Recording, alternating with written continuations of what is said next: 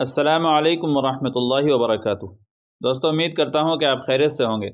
میں محمد طیب قاسمی اور آپ دیکھ رہے ہیں طیب قاسمی آفیشیل یوٹیوب چینل۔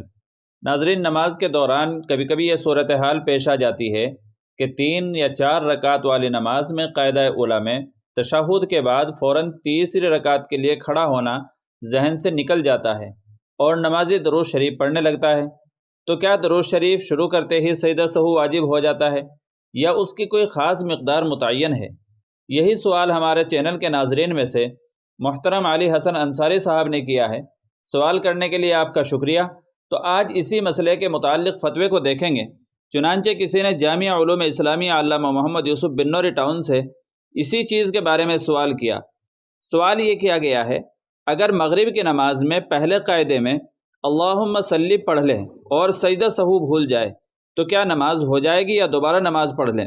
تو اس کا جواب دیا گیا ہے، آپ خود بھی اپنی اسکرین پر دیکھ سکتے ہیں۔ واضح رہے کہ 4 یا 3 رکعت والی فرض نماز میں التحیات کے بعد تیسری رکعت کے لیے کھڑا ہونے کے بجائے درود شریف اللہم صلی علی محمد تک یا اس سے زیادہ پڑھنے کی وجہ سے سجدہ سہو واجب ہوتا ہے۔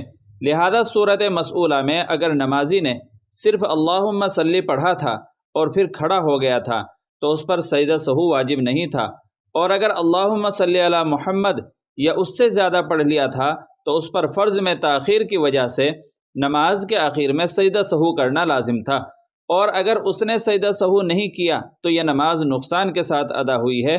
اس کا وقت کے اندر اعادہ کرنا واجب ہے اور وقت کے بعد اعادہ واجب نہیں ہے، البتہ اعادہ کر لینا بہتر ہے۔ فقط واللہ عالم۔ دارالافتاء جامعہ علوم اسلامیہ علامہ محمد یوسف بنوری ٹاؤن۔